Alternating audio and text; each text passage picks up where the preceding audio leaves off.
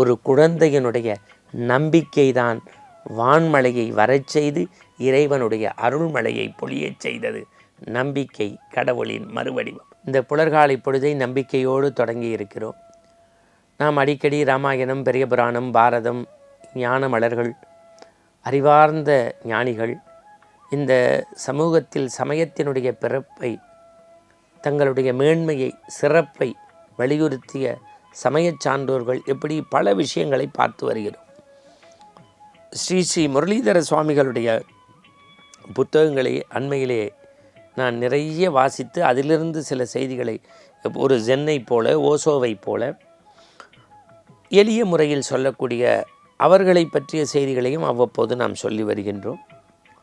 இன்றைய தினம் நம்பிக்கையே கடவுள் என்று ஒரு தலைப்பை சிந்திக்கப் போகின்றோம். மனிதனுக்கு பல முகங்கள் உண்டு. அதிலே ஒரு முகம் கோபம்.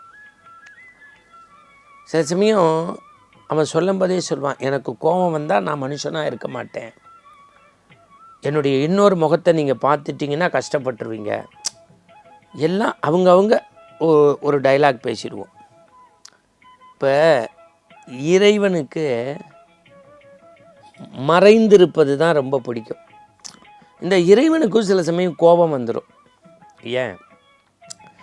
ஏற்கனவே நம்மளை பார்க்க முடியாமல் தான் அவன் மறைஞ்சிருக்கான். ஏன்னா அவன் இன்றைக்கி அவன் இஷ்டத்துக்கு ஒவ்வொன்று பேசுகிறோம்.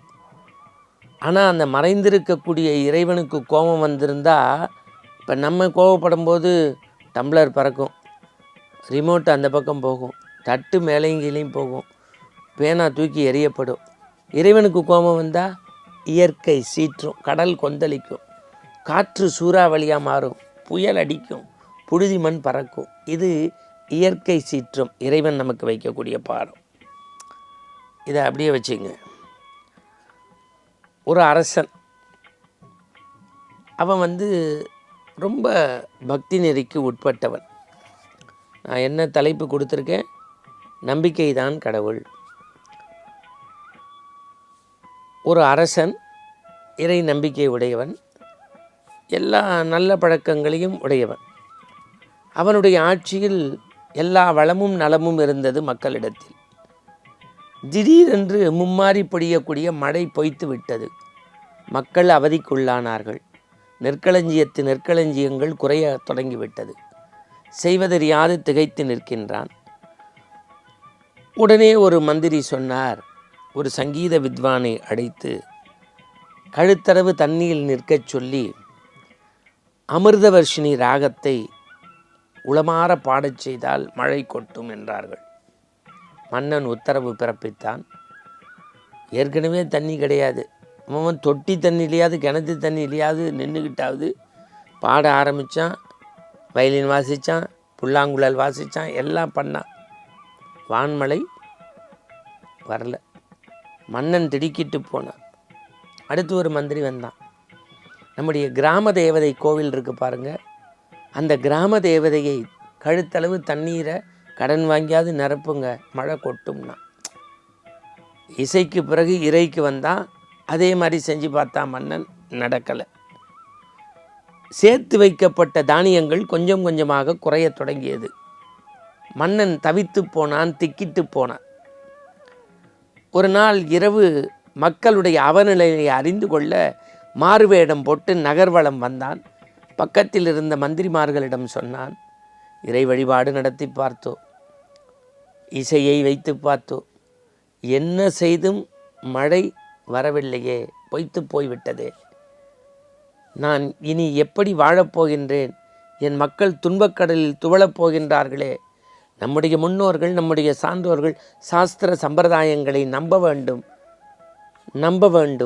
நம்ப வேண்டும் என்றார்களே, இப்படி பொய்த்து விட்டதே, எவ்வளோ செய்தும் என்றான்.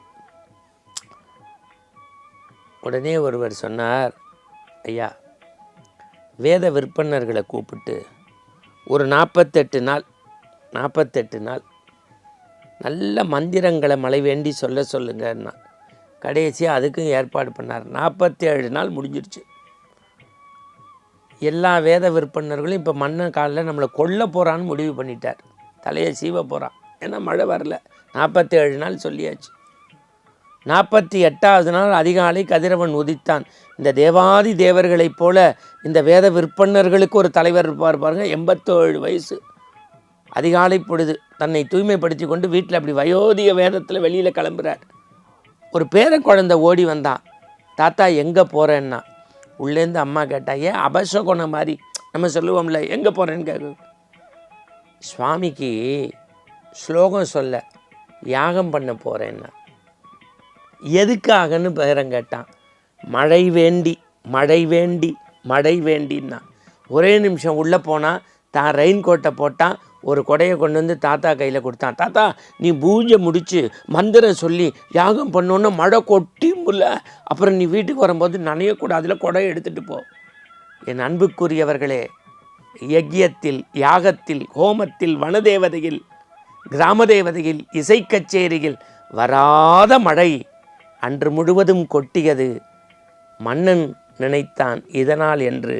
மக்களுக்கும் எனக்கும் உங்களுக்கும் இன்று சொல்கின்றேன், ஒரு குழந்தையினுடைய நம்பிக்கைதான் வான்மழையை வரச் செய்து இறைவனுடைய அருள்மழையை பொழியச் செய்தது. நம்பிக்கை கடவுளின் மறுவடிவம். மீண்டும் நாளை சந்திப்போம். வணக்கம்.